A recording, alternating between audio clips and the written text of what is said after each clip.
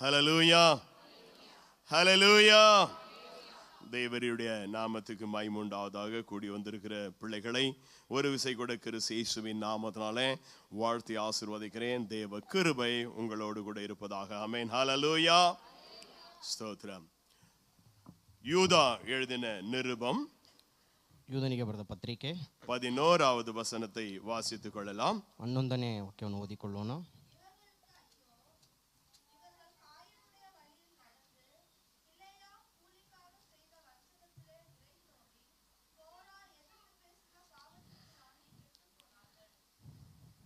ಕನ್ನಡವಲ್ಲ. ಇವರು ಕಾಯಿನನ ಮಾರ್ಗವನ್ನು ಹಿಡಿದವರು, ದ್ರವ್ಯ ಸಂಪಾದನೆಗೋಸ್ಕರ ಬೀಲಾಮನ ಭ್ರಾಂತಿಯಲ್ಲಿ ಸಂಪೂರ್ಣವಾಗಿ ಮುಳುಗಿದವರು, ಕೋರೋಹನಂತೆ ಎದುರು ಮಾತು ಮಾತನಾಡುವವರು. ಕರ್ತುடைய பரிசுத்த நாமத்துக்கு மகிமை உண்டாவதாக. ದೇವರ ಪರಿಶುದ್ಧ ನಾಮಕ್ಕೆ ಮಹಿಮೆ ಉಂಟಾಗಲಿ. யூதா ஒரே ஒரு நிருபத்தை எழுதி இருக்கிறார். ಯೂದನು ಒಂದೇ ಒಂದು ಅಧ್ಯಾಯವನ್ನು ಬರೆದಿದ್ದಾರೆ. அவர் ಆರಂಭಿக்கும் பொழுது இப்படி ಆರಂಭಿக்கிறார். ಅವರು ಆರಂಭಿಸುವಾಗ ಈ ರೀತಿಯಾಗಿ ಅವರು ಆರಂಭಿಸುತ್ತಾರೆ. பொதுவான ரட்சிப்பை குறித்து எழுத எனக்கு ஆசையா இருந்தது. ಸಾಧಾರಣವಾದ ರಕ್ಷಣೆಯನ್ನು ಕುರಿತು ಬರೆಯಲು ನನಗೆ ಅಪೇಕ್ಷೆ ಇತ್ತು. ஆனால் தேவனுடைய ஆவியானவர் அதை எழுத ஒப்பு கொடுக்கவில்லை. ಆದರೆ ದೇವರ ಆತ್ಮನು ಅದನ್ನು ಬರೆಯುವುದಕ್ಕೆ ನನ್ನನ್ನು ಪ್ರೇರೇಪಿಸಲಿಲ್ಲ. பரிசுத்தவான்களுக்கு ஒரு விஷயம் ஒப்பு கொடுக்கப்பட்ட விசுவாசத்தை குறித்து அதற்காக போராட வேண்டும் என்று சொல்லி எழுத வேண்டும் என்று உள்ளத்திலே ஏவினார். ಪರಿಶುದ್ಧವಂತರಿಗೆ ಕೊಡಲ್ಪಟ್ಟ ನಂಬಿಕೆಯನ್ನು ಅದನ್ನು ಕುರಿತು ಬರೆಯುವುದಕ್ಕಾಗಿ ದೇವರ ಆತ್ಮನು ನನ್ನನ್ನು ಪ್ರೇರೇಪಿಸಿದನು. நான் அப்படினால ಇದನ್ನು எழுதுகிறேன் என்று சொல்லி எழுதுகிறார். ಆದ್ದರಿಂದಲೇ ಇದನ್ನು ನಾನು ಬರೆಯುತ್ತೇನೆ ಎಂದು ಆತನು ಬರೆಯುತ್ತಾನೆ. ஏராளமான காரியங்களை யூதா எழுதி வைத்திருக்கிறார். ಅನೇಕ ಸಂಗತಿಗಳನ್ನು ಯೂದನು ಬರೆದಿದ್ದರು. வாசிக்கப்பட்ட 11ஆம் வசனத்திலே ಓದಿದಂತ 11ನೇ ವಾಕ್ಯದಲ್ಲಿ 3 நபரை குறித்து எழுதுகிறார். 3 ಮನುಷ್ಯರನ್ನು ಕುರಿತು ಆತನು ಬರೆಯುತ್ತಾನೆ. யூதாவுடைய வழியிலே நடக்காத, ಯೂದನ ಮಾರ್ಗದಲ್ಲಿ ನಡೆಯಬೇಡಿರಿ. ಕಾಯಿನುடைய வழியிலே நடக்காத, ಕಾರ್ಯನ ಮಾರ್ಗದಲ್ಲಿ ನಡೆಯಬೇಡಿರಿ. காயினுடைய வழியிலே நடக்க வேண்டாம். ಕಾಯಿನ ಮಾರ್ಗದಲ್ಲಿ ನಡೆಯಬೇಡಿರಿ. ಬಿಲೆಯಾಮೈ போல வஞ்சிக்க வேண்டாம். ಬೀಲಾಮನಂತೆ ಭ್ರಾಂತಿಯಲ್ಲಿ ಮುಣಗಬೇಡಿರಿ. கோராவை போல எதிர்த்து பேச வேண்டாம். ಕೋರಾಹನಂತೆ ಎದುರು ಮಾತನಾಡಬೇಡಿರಿ. 3 நபருடைய செயல்பாடுகளை குறித்து இங்கே எழுதுகிறார். ಆ 3 ಮನುಷ್ಯರ ಕ್ರಿಯೆಗಳನ್ನು ಕುರಿತು ಯೂದನು ಬರೆಯುತ್ತಾನೆ. இந்த நாளில ஒரு நபரை மாத்திரம் பார்ப்போம். ಈ ದಿನದಲ್ಲಿ ಒಬ್ಬ ಮನುಷ್ಯನನ್ನು ಕುರಿತು ನಾವು ಓದೋಣ. காயின் வழியில் நடந்து என்று எழுதப்பட்டிருக்கிறது. ಕಾಯಿನನ ಮಾರ್ಗದಲ್ಲಿ ನಡೆದು ಎಂದು ಬರೆಯಲ್ಪಟ್ಟಿದೆ.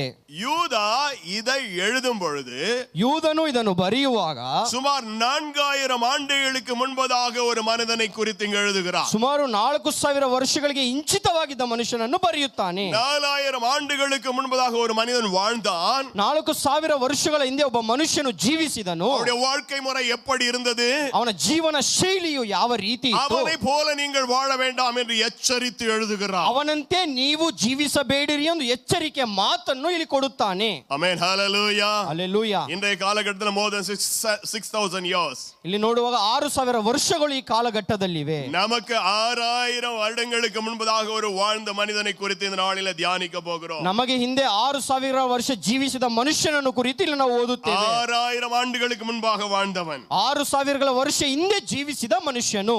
அவனை போல நீங்களும் நானும் வாழக்கூடாது என்று ஆவியானவர் இந்த நாளிலே நம்மோடு கூட இடைபடுகிறவராயிருக்கிறார். ಆ ಮನುಷ್ಯನಂತೆ ನೀವು ಜೀವಿಸಬೇಡಿರಿ ಎಂದು ಪವಿತ್ರಾತ್ಮನು ಇಂದು ನಮ್ಮೊಂದಿಗೂ ಮಾತನಾಡುತ್ತಿದ್ದಾರೆ. ಕಾಯಿನ್ வழியில் என்று தமிழ் எழுதப்பட்டிருக்கிறது. ಕಾಯಿನನ ಮಾರ್ಗಗಳು ಎಂದು ತಮಿಳಿನಲ್ಲಿ ಬರೆಯಲ್ಪಟ್ಟಿದೆ. ಅದರ ಅರ್ಥ என்னவென்று சொன்னால், ಅರ್ಥವೇನೆಂದರೆ அவன் வாழ்ந்தது போல ಅವನು ಜೀವಿಸಿದಂತೆಯೇ நீங்களும் நானும் வாழக்கூடாது. ನೀನು ನಾವು ಎಲ್ಲರೂ ನಾವು ಜೀವಿಸಬಾರದು. எல்லாரும் ஆதியாகமம் புத்தகத்தின் 4வது அதிகாரத்தை எடுத்துக்கொள்ளலாம். ಆದಿಕಾಂಡನ 4ನೇ ಅಧ್ಯಾಯ எல்லாரும் திருப்புங்க. ನಾವೆಲ್ಲರೂ ತಿರುಗಿಸಿಕೊಳ್ಳೋಣ. 1வது ವಚನத்தை ವಾಸಿಪೋம். ಆ ಪುರುಷನು ತನ್ನ ಹೆಂಡತಿಯಾದ ಅವ್ವಳನ್ನು ಕೂಡಲು ಆಕೆ ಗರ್ಭಿಣಿಯಾಗಿ ಕಾಯಿನನ್ನು ಹೆತ್ತು ಯೆಹೋವನ ಅನುಗ್ರಹದಿಂದ ಗಂಡು ಮಗುವನ್ನು ಪಡೆದಿದ್ದೇನೆ ಎಂದು ಹೇಳಿದಳು.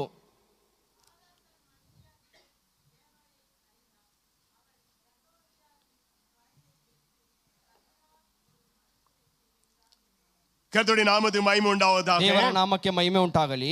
உலகத்திலே முதலாவது பிறந்த குழந்தை, ಲೋಕದಲ್ಲಿ ಮೊದಲನೇನಾಗಿ ಜನ್ಮಿಸಿದ ಮಗುವು. ஆதாமும் ஏவாளும் உண்டாக்கப்பட்டவர்கள். ஆதாமனு ಅವ್ವಳು ಉಂಟು ಮಾಡಲ್ಪಟ್ಟವರು.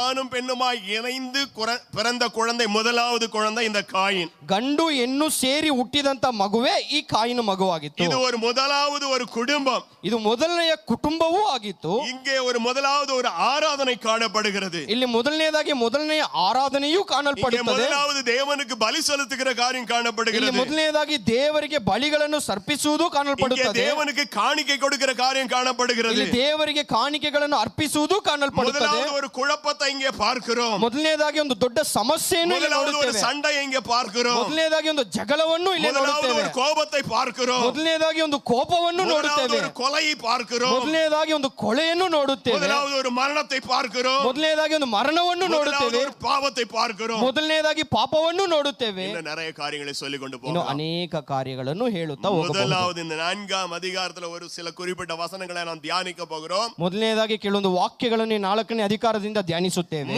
முதல் உலகத்தில் நடந்த சில காரியங்கள் இதில் எழுதப்பட்டிருக்கிறது. ಪ್ರಥಮವಾಗಿ ಲೋಕದಲ್ಲಿ ನಡೆದಂತ ಕಾರ್ಯಗಳು ಈ ಸತ್ಯವೇದದಲ್ಲಿ ಬರೆಯಲ್ಪಟ್ಟಿವೆ. ಆಮೆನ್. ஹalleluya. ஹalleluya. ஹalleluya. ஹalleluya. ஆண்டவருடைய நாமத்துக்கு மகிமை உண்டாவதாக. ದೇವರ ನಾಮಕ್ಕೆ ಮಹಿಮೆ ಉಂಟಾಗಲಿ. வசனம் சொல்லுகிறது, ஏவாள் ஒரு பிள்ளையை பெற்றெடுத்து கர்த்தரால் ஒரு மனுஷனை பெற்றேன் என்று சொல்லுகிறார். ಅವ್ವಳು ಕೂಡಲು ಗರ್ಭಿಣಿಯಾಗಿ ಯೆಹೋವನ ಅನುಗ್ರಹದಿಂದ ಒಂದು ಮಗನನ್ನು ಹೆತ್ತಳು. நிறைய பிரசங்கியார் சொல்ல வார்த்தை நான் கேட்டிருக்கிறேன். ಅನೇಕ ಸಂದೇಶಕರು ಹೇಳುವ ಒಂದು ಮಾತನ್ನು ಕೇಳಿದ್ದೇನೆ. ಕಾಯಿನ್ என்பவன் சாத்தானாலே பிறந்தவன் என்று சொல்லி. ಕಾಯಿನನು ಸೈತಾನನಿಂದ ಹುಟ್ಟಲ್ಪಟ್ಟವನು ಎಂದು ಹೇಳುತ್ತಾರೆ.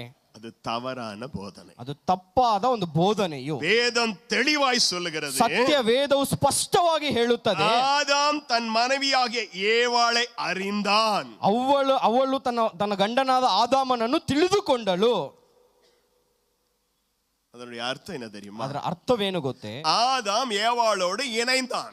ಆದಾಮು ಅವಳು ಇಬ್ಬರು ಸೇರಿದರು. இருவரும் இணைந்து பெற்றெடுத்த பிள்ளைதான் இந்த காயின். ಇಬ್ಬರು ಸೇರಿ ಹೆತ್ತಂತ ಮಗುವೆ ಈ ಕಾಯಿನು. சாத்தான் மூலமாய் ஏவாள் இந்த பிள்ளையை பெற்றெடுக்கவில்லை. ಸೈತಾನನಿಂದ ಅವ್ವಳು ಈ ಮಗನನ್ನು ಹೆರಲಿಲ್ಲ. சாத்தானால பிள்ளையை கொடுக்கவும் முடியாது. ಸೈತಾನನಿಂದ ಮಗುವನ್ನು ಕೊಡುವುದಕ್ಕೂ ಆಗುವುದಿಲ್ಲ. சாத்தானால சந்ததி, அதாவது அவங்க ஜெனரேஷனை பெருக்கவும் முடியாது. ಸೈತಾನನಿಂದ ಸಂತತಿಯನ್ನು ವೃದ್ಧಿ ಮಾಡುವುದಕ್ಕೂ ಆಗುವುದಿಲ್ಲ.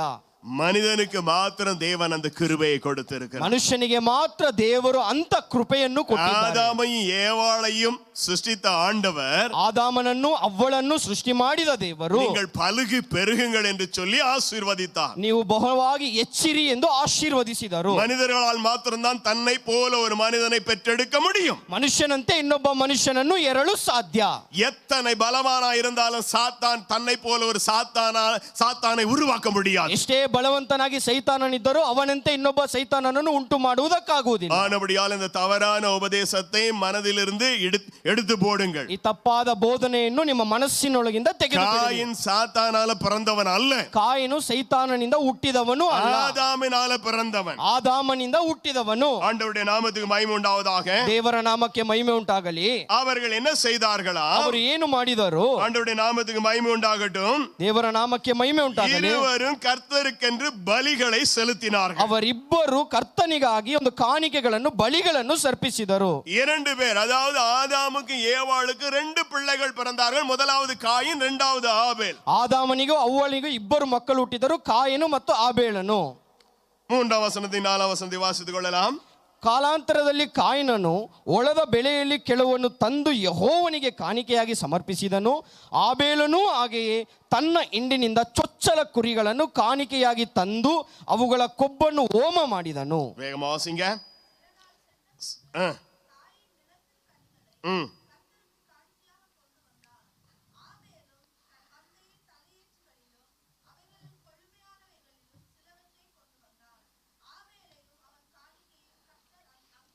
அஞ்சாம் வசனத்துடைய முன்பகுதியை வாசிச்சிருங்க. ஆபேலையும் அவன் காணிக்கையும் கர்த்தர் அங்கீகரித்தார். ಆಬೇಲನನ್ನು ಅವನ ಕಾಣಿಕೆಯನ್ನು ದೇವರು ಅಂಗೀಕರಿಸಿದರು, காயினையும் அவன் காணிக்கையும் அவர் அங்கீகரிக்கவில்லை. ಆದರೆ ಕಾಯಿನನ ಕಾಣಿಕೆಯನ್ನು ದೇವರು ಅಂಗೀಕರಿಸಲಿಲ್ಲ. ரெண்டு பேரும் தேவனுக்கு பலிகளை செலுத்தினார்கள். ಇಬ್ಬರು ದೇವರಿಗೆ ಬಲಿಗಳನ್ನು அல்லது ಸಮರ್ಪಿಸಿದರು, காணிக்கையை கொண்டு போய் கொடுத்தார்கள். ಆದರೆ ದೇವರಿಗೆ ಕಾಣಿಕೆಗಳನ್ನು ತೆಗೆದುಕೊಂಡು ಹೋಗಿ ಕೊಟ್ಟರು. யாரும் இவர்களுக்கு அப்படிப்பட்ட காரியத்தை செய்யும்படியாய் சொல்லவில்லை. ಈ ರೀತಿ ಕಾಣಿಕೆಗಳನ್ನೇ ಕೊಡು ಎಂದು ಯಾರು ಅವರಿಗೆ ಹೇಳಿಕೊಡಲಿಲ್ಲ. அவர்கள் ஏவப்பட்டு கொண்டு போய் கொடுத்தார்கள். ಅವರು ಪ್ರೇರೇಪಿಸಲ್ಪಟ್ಟು ತೆಗೆದುಕೊಂಡು ಹೋಗಿ ಕೊಟ್ಟರು. இந்த காணிக்கை செலுத்தின போது ಈ ಕಾಣಿಕೆಗಳನ್ನು ಸಮರ್ಪಿಸಿದಾಗ காயினையும் கர்த்தர் அங்கீகரிக்கவில்லை, ಕಾಯಿನನನ್ನು ದೇವರು ಅಂಗೀಕರಿಸಲಿಲ್ಲ, அவனுடைய காணிக்கையும் ಅವನ அங்கீகரிக்கவில்லை. ಕಾಣಿಕೆಯನ್ನು ಸಹ ದೇವರು ಅಂಗೀಕರಿಸಲಿಲ್ಲ. ஆபேலை அங்கீகரித்தார், ಆಬೇಲನನ್ನು ಅಂಗೀಕರಿಸಿದರು, அவனுடைய காணிக்கையும் அங்கீகரித்தார். ಅವನ ಕಾಣಿಕೆಗಳನ್ನು ಸಹ ದೇವರು ಅಂಗೀಕರಿಸಿದರು. இங்கேயும் ஒரு தவறான போதனையை அநேக போதகர்கள் சொல்லுவதை நான் கேட்டிருக்கிறேன். ಈ ವಿಷಯದಲ್ಲಿ ಸಹ ಅನೇಕ ಬೋಧಕರು ತಪ್ಪಾದ ಒಂದು ಬೋಧನೆಯನ್ನು ಹೇಳುವುದನ್ನು ನಾನು ಕೇಳಿದ್ದೇನೆ. காயினுடைய காணிக்கை கர்த்தர் அங்கீகரிக்காததற்கு காரணம், ಕಾಯಿನನ ಒಂದು ಕಾಣಿಕೆಯನ್ನು ದೇವರು ಅಂಗೀಕರಿಸದೆ ಹೋದದ್ದಕ್ಕೆ ಕಾರಣ, அவன் ரத்தம் சிந்தும்படியான பலிகளை செலுத்தவில்லை. ಅವನು ರಕ್ತ ಸುರಿಸುವಂತ ಬಲಿಯನ್ನು ಅವನು ಸಮರ್ಪಿಸಲಿಲ್ಲ, அதாவது ஆடு மாடு மிருகத்தை பலி செலுத்தவில்லை. ಪ್ರಾಣಿ ಪಕ್ಷಿಗಳನ್ನು ಅವನು ಬಲಿ ಸಮರ್ಪಿಸಲಿಲ್ಲ. அவன் வயல்வெளியில விளைந்ததான அந்த பயிர் வகையினுடைய காணிக்கைகளை கொண்டு வந்து ಆ கொடுத்தான். ಹೊಳೆದಲ್ಲಿ ಬೆಳೆದಂತ ಕಾಯಿ ಪಲ್ಯಗಳನ್ನು ಅವನು ತೆಗೆದುಕೊಂಡು ಬಂದು ಬಲಿ ಸಮರ್ಪಿಸಿದನು. ஆனபடியால கர்த்தனுடைய காணிக்கை அங்கீகரிக்கவில்லை. ಆದ್ದರಿಂದಲೇ ಕರ್ತನು ಅವನ ಬಲಿಯನ್ನು ಸಮರ್ಪಿಸಲಿಲ್ಲ. ஆபேல் அப்படி அல்ல, ಆಬೇಲನು ಆ ರೀತಿ ಅಲ್ಲ, ஆட்டை கொண்டு வந்து பலியிட்டான். ಆ ಕುರಿಯನ್ನು ತೆಗೆದುಕೊಂಡು ಬಲಿ ಇಟ್ಟನು. ஆனபடினால தேவன் அதை அங்கீகரித்தார் என்று சொல்லுகிற ஊழியர்கள் உண்டு. ಆದ್ದರಿಂದಲೇ ದೇವರು ಅದನ್ನು ಅಂಗೀಕರಿಸು ಎಂದು ಹೇಳುವ ಬೋಧಕರು ಉಂಟು. இதுவும் தவறான போதனை. ಇದು ತಪ್ಪಾದ ಸಂದೇಶ. பிரியமானவர்களே, ಪ್ರಿಯ ದೇವರೇ, ரெண்டு பேரும் ரெண்டு விதமான வேலைகளை செய்கிறார்கள். ಇಬ್ಬರೂ ಸಹ ಎರಡು ರೀತಿಯಾದಂತ ಕಾರ್ಯಗಳನ್ನು ಮಾಡುತ್ತಾರೆ. காயின் ஒரு விவசாயி, ಕಾಯಿನ ನೋಡುವ ಒಂದು ವ್ಯವಸಾಯಿಯಾಗಿದ್ದನು. அவன் தன் நிலத்தை பயிரிட்டான். ಅವನು ತನ್ನ ಹೊಲದಲ್ಲಿ ಎಲ್ಲವನ್ನು ಬೆಳೆಸಿದನು. ஆபேல் ஆடுகளை மேய்க்கிற குருவனாய் மேய்ப்பனாய் இருந்தான். ಆಬೇಲನು ಕುರಿಗಳನ್ನು ಮೇಯಿಸುವ ಕುರುಬನಾಗಿದ್ದನು. அவன் ஆடுகளை கொண்டு வந்து கர்த்தருக்கு பலி ಅವನು செலுத்தினான். ಕುರಿಗಳನ್ನು ತೆಗೆದುಕೊಂಡು ದೇವರಿಗೆ ಬಲಿ ಕೊಟ್ಟನು. தன்னிடத்தில் விளைந்ததை கொண்டு வந்து கொடுக்கிறான், அல்லது தன்னிடத்தில் இருக்கிறதை கொண்டு வந்து கொடுக்கிறார்கள். ತನ್ನಲ್ಲಿ ಬೆಳೆದದ್ದನ್ನು ಅಥವಾ ತನ್ನಲ್ಲಿ ಇರುವುದನ್ನು ತಂದುಕೊಂಡು ದೇವರಿಗೆ ಬಲಿ ಸಮರ್ಪಿಸಿದರು. ரெண்டு பேரும் அவர்களுடைய பிரயாசத்தின் பலனை கொண்டு வந்து கொடுக்கிறார்கள். ಅವರಿಬ್ಬರು ತಮ್ಮ ಪ್ರಯಾಸದಲ್ಲಿ ಬಂದಂತದ್ದನ್ನು ದೇವರಿಗೆ ಸಮರ್ಪಿಸಿದರು. பின்ன ஏன் காயினையும் அங்கீகரிக்கல, காயினுடைய காணிக்கை கர்த்தர் அங்கீகரிக்கவில்லை என்றால் ಯಾವುದಕ್ಕಾಗಿ ದೇವರು ಕಾಯಿನನನ್ನು ಅವನ ಬಲಿಯನ್ನು ಯಾವುದಕ್ಕಾಗಿ ಅಂಗೀಕರಿಸಲಿಲ್ಲ? அந்த வசனத்தை சரியான கண்ணோட்டத்தில் வாசியுங்கள். ಆ ವಾಕ್ಯವನ್ನು ಸರಿಯಾದ ಕಣ್ಣೋಟದಲ್ಲಿ ಓದಿಕೊಳ್ಳೋಣ. காயின் நிலத்தின் கனிகளை கர்த்தருக்கு காணிக்கையாய் கொண்டு வந்தான். ಕಾಯಿನನು ಹೊಲದಲ್ಲಿ ಬೆಳೆದಲ್ಲಿ ಕೆಳವನ್ನು ತಂದು ಯೆಹೋವನಿಗೆ ಸಮರ್ಪಿಸಿದನು. நீங்கள் விவசாய நிலத்துல விளைகிறதை பார்த்திருக்க வாய்ப்பில்லை. ನೀವೆಲ್ಲರೂ ವ್ಯವಸಾಯಿಗಳು ಹೊಲದಲ್ಲಿ ಬೆಳೆಸುವುದನ್ನು ನೋಡುವುದಕ್ಕೆ ಅವಕಾಶವಿಲ್ಲ. தையூர் பிராந்தத்துல வந்திருக்க என் தங்கச்சி பார்த்திருப்பாப்பல்னு நினைக்கிறேன். ತೈಯೂರಿನಿಂದ ಬಂದವರು ಅದನ್ನು ನೋಡಿರಬಹುದು. விளை நிலத்துல விளைகிற எல்லாம் நன்றாக இருக்காது. ಅಲ್ಲಿ ನೋಡುವಾಗ ಹೊಲದಲ್ಲಿ ಬೆಳೆದ ಎಲ್ಲಾ ವಸ್ತುಗಳು ಒಳ್ಳೆಯದಾಗಿರುವುದಿಲ್ಲ. நீங்க கூட கத்திரிக்காய் வெண்டைக்காய் எல்லாம் வாங்கும் போது அதுல பாத்தீங்களா சொத்தையா இருக்கிற கத்திரிக்காய் எல்லாம் இருக்குதா? ಕೆಲವೊಂದು ನಾವು ತೆಗೆದುಕೊಳ್ಳುವಾಗ ಕೆಟ್ಟು ಹೋದದ್ದು ಇರುತ್ತದೆ. சொத்தை கெட்டு போனதில்ல, என்னமா? ஆமா, பூச்சி அடிச்சது இருக்கும். ಹುಳ ಬಿದ್ದು ಕೆಟ್ಟು ಹೋಗಿರುವುದು. எல்லாம் ஒரே செடியில தான், நல்ல கத்திரிக்காயும் ஒரே செடியில தான் வரும். ಎಲ್ಲ ಈರುಳ್ಳಿಗಳು ಒಂದೇ ಇದರಲ್ಲೇ ಬರುತ್ತವೆ. நல்லதும் வரும், கெட்டதும் வரும். ಒಳ್ಳೆಯ ಹಣ್ಣು ಬರುತ್ತದೆ, ಕೆಟ್ಟದು சிலது ಬರುತ್ತದೆ. நல்லா இருக்கும், சிலது கெட்டு போகும். ಕೆಲವುದು ಒಳ್ಳೆಯದಾಗಿರುತ್ತದೆ, ಕೆಲವು அது இயற்கை, அது இயற்கை. ಅದು ಪ್ರಕೃತಿಯ நீங்க ನಿಯಮ. எந்த வகையான காய்கறிகளை கொண்டு வந்தாலும் ಯಾವುದೇ ರೀತಿಯಾದಂತ ಕಾಯಿ ಪಲ್ಯಗಳನ್ನು ತಂದರು அதுல நல்லது இருக்கும், சிலது கெட்டு போயிருக்கும். ಅದರಲ್ಲಿ ಒಳ್ಳೆಯದು ಇರುತ್ತೆ, ಕೆಟ್ಟು ಹೋಗಿರುವುದು அது ಇರುತ್ತದೆ. விளையுறதே அப்படிதான் விளையும். ಅದು ಬೆಳೆಯುವಾಗಲೇ ಅದೇ ರೀತಿಯಾಗಿ ಬೆಳೆಯುತ್ತವೆ. இவன் என்ன பண்ணா, ಇವನು ಏನು ಮಾಡಿದನು? வசனம் சொல்லுகிறது, ವಾಕ್ಯವು ಹೇಳುತ್ತೆ, நிலத்தின் கனிகளை கர்த்தருக்கு கொண்டு வந்தான். ಆ ಹೊಲದಲ್ಲಿ ಬೆಳೆದದ್ದನ್ನು ಕೆಲವನ್ನು ಯೆಹೋವನಿಗೆ ತಂದು ಕೊಟ್ಟನು. நான் இப்படியாய் நினைக்கிறேன். ನಾನು ಈ ರೀತಿಯಾಗಿ ஒரு ಯೋಚಿಸುತ್ತೇನೆ. கூடை எடுத்துக்கொண்டு அப்படியே அதாவது பறித்து குவித்து வைத்திருக்கிற காய்களையும் கனிகளையும் அப்படியே வாரி போட்டு கொண்டு வந்திருப்பான். ಆ ಬುಟ್ಟಿಯನ್ನು ತೆಗೆದುಕೊಂಡು ಬೆಳೆದಂತಹ ಎಲ್ಲಾ ಕಾಯಿಗಳನ್ನು ಆ ರೀತಿಯಾಗಿ ತೆಗೆದುಕೊಂಡು ಬಂದಿರಬಹುದು. அதெல்லாம் பொறுக்கி எல்லாம் எடுக்கல அவன். ಅದರಲ್ಲಿ ಯಾವುದನ್ನು ಬೇರ್ಪಡಿಸಲಿಲ್ಲ. நீங்க எல்லாம் போயிட்டு வாங்குற மாதிரி ரோட்ல வரதான எல்லா காயும் அல்லது தக்காளி மற்ற பழங்களை எல்லாம் வாங்கும்போது அதை பொறுக்கி நல்லதை எடுக்கிறீங்க இல்லையா? ನೀವು ಖರೀದಿಸುವಾಗ ಒಳ್ಳೆಯದನ್ನು ನೋಡಿ ತೆಗೆದುಕೊಂಡು அது ಖರೀದಿಸುತ್ತೀರಿ. போல இங்க காயின் அதுல கிடைத்ததை நல்லதை தேர்ந்தெடுக்கவில்லை. ಅಲ್ಲಿ ನೋಡುವಾಗ ಕಾಯಿನನ್ನು ತಾನು ಬೆಳೆಸಿದ್ರಲ್ಲಿ ಶ್ರೇಷ್ಠವಾದನ್ನು ತೆಗೆದುಕೊಳ್ಳಲಿಲ್ಲ. கனிகளை அதாவது அவனிடத்துல விளைந்ததை அப்படியே வாரி கொண்டு வந்து கர்த்தருடைய சமூகத்துல ಆ வைக்கிறான். ಹೊಲದಲ್ಲಿ ಬೆಳೆದದ್ದನ್ನು ಅದೇ ರೀತಿಯಾಗಿ ತಂದುಕೊಂಡು ದೇವರ ಸನ್ನಿಧಾನದಲ್ಲಿ ಇಡುತ್ತಾನೆ. ஆனால் ஆபேலை குறித்து ಆದ್ರೆ ಆ ಬೇಲನನ್ನು ಕುರಿತು வேதம் தெளிவாய் எழுதுகிறது. ಸತ್ಯವೇದವು ಸ್ಪಷ್ಟವಾಗಿ 4வது ಹೇಳುತ್ತದೆ. வசனத்தை மீண்டும் வாசியுங்கள் வேகமா. ಏಬೇಲನು ಹಾಗೆಯೇ ತನ್ನ ಹಿಂಡಿನಿಂದ ಚೊಚ್ಚಲ ಕುರಿಗಳನ್ನು ಕಾಣಿಕೆಯಾಗಿ ತಂದು ಅವುಗಳನ್ನು ಕೊಬ್ಬನ್ನು ಮಾಡಿ ಹೋಮ ಮಾಡಿದನು. மந்தையின் தலையிற்று என்னங்கம்மா, மந்தையின் தலையிற்று அதாவது முதலாவது பிறந்த ஆட்டுக்குட்டி. ಅಲ್ಲಿ ನೋಡುವಾಗ ಪ್ರಥಮವಾಗಿ ಮೊದಲನೇದಾಗಿ ಹುಟ್ಟಿದಂತ ಕುರಿಮರಿಯು. நமக்கெல்லாம் முதல் பிறந்தது ரெண்டாவது பிறந்தது அதெல்லாம் ஒண்ணும் தெரியாது. ஆனா பிள்ளைகளிலே தெரியும் நமக்கு. ಆದ್ರೆ ಮಕ್ಕಳುಗಳಲ್ಲಿ ಇದು ನಮಗೆ ಗೊತ್ತಾಗುತ್ತದೆ. முதல் குழந்தை எப்படி இருக்கும்? ಮೊದಲನೇ ಮಗು ಯಾವ ರೀತಿ ಇರುತ್ತದೆ? உங்களை தான் கேட்டுருக்கேன். உங்களை எல்லாரும் பிள்ளை 1 2 3 பிள்ளைங்களை பெற்றெடுத்துங்க. முதல் குழந்தை எப்படிமா இருக்கும்? நல்ல புஷ்டியா இருக்கும். ஏன்னா அது முதல் பலன். ನೋಡುವಾಗ ಮೊದಲನೇ ಮಗು ಬಂದು ದೊಡ್ಡ ಒಂದು ಬಲವಾಗಿರುತ್ತದೆ. ரெண்டாவது மூணாவது பிறக்கிற குட்டிங்க எல்லாம் பார்த்தா கொஞ்சம் என்ன சொல்லுவா, கொஞ்சம் சூம்பி போயிருக்கும், கொஞ்சம் சப்பையா இருக்கும், நல்லா கொழு கொழுன்னு இருக்காது. ಅಲ್ಲಿ ನೋಡುವಾಗ ಎರಡನೇ ಮೂರನೇ ಮಗು ಒಂದು ಸಣ್ಣದಾಗಿರಬಹುದು, ಹೆಚ್ಚಾಗಿ ಬಲವಿರುವುದಿಲ್ಲ. இந்த ஆபேல் என்ன செய்தான்? ಈ ಆಬೇಲನು ಏನು ಮಾಡಿದನು? தலையீற்றுகளிலே முதன்மையானது ಆ ಕುರಿ ಹಿಂಡಿನಲ್ಲಿ முதலாவது பிறந்த ஆட்டுக்குட்டிகளை எடுத்தான். ಮೊದಲನೇದಾಗಿ ಹುಟ್ಟಿದ ಕುರಿಗಳನ್ನು ತೆಗೆದುಕೊಂಡನು. அவன் மந்தையில ஒருவேளை 10 ஆட்டுக்குட்டிகள் அப்படி முதலா பிறந்தது இருந்திருக்கும் வெச்சுங்களேன். ಅವನ ಮಂದೆಯಲ್ಲಿ 10 ಮೊದಲನೇದಾಗಿ ಹುಟ್ಟಿದ ಕುರಿಮರಿಗಳು ಇರಬಹುದು ಎಂದು ನೆನೆಸಿ ನೋಡಿ. அந்த 10 செப்பரேட் பண்ணிட்டான். ಆ 10 ಸಪರೇಟ್ ಮಾಡಿದನು. ಅದ ஒரு முறை பார்க்கறான். ಅದನ್ನು ಒಮ್ಮೆ ನೋಡುತ್ತಾನೆ. ಅದல ಎದು ಬೆಸ್ಟಾ இருக்குது? ಅದರಲ್ಲಿ ಯಾವುದು ಬೆಸ್ಟ್ ಆಗಿದೆ? ಅದல ಎದು நல்ல கொழு கொழுன்னு இருக்குது? ಅದರಲ್ಲಿ ಯಾವುದು ಪುಷ್ಟಿಯಾಗಿದೆ? ಅದல எந்த ஆட்டுக்குட்டி எந்த விதமான அங்கவீனம் இல்லாம இருக்கிறது? ಅದರಲ್ಲಿ ಆ ಕುರಿಗಳಲ್ಲಿ ಯಾವುದೇ ಒಂದು ಕೆಟ್ಟದ ಒಂದು ಅಂಗವಿಕಲತೆ ಇಲ್ಲದೆ ಇರುವ ಕುರಿಗಳನ್ನು ನೋಡುತ್ತಾನೆ. குறைபாடும் இல்லாம நல்ல ஆட்டுக்குட்டி எது? ಯಾವುದೇ ಅಂಗವಿಕಲತೆ ಇರೋದಂತ ಯಾವುದೋ ಒಂದು ಒಳ್ಳೆ ಕುರಿಯನ್ನು ನೋಡುತ್ತಾನೆ. அதை கொண்டு வந்து கர்த்தருக்கு வைத்தான். ಅದನ್ನು ತೆಗೆದುಕೊಂಡು ಕರ್ತನಿಗೆ ಕೊಟ್ಟನು. வசனம் சொல்லுகிறது, ವಾಕ್ಯವು ಹೇಳುತ್ತದೆ. நீதிமொழிகள் 3ஆம் அதிகாரம் 9ஆம் வசனத்தை வாசிங்க. ಜ್ಞಾನೋಕ್ತಿಗಳು 3ஆம் அதிகாரம் 9ஆம் வசனம். 3ನೇ ಅಧ್ಯಾಯ 9ನೇ ವಾಕ್ಯ. உன் பொருளாலும்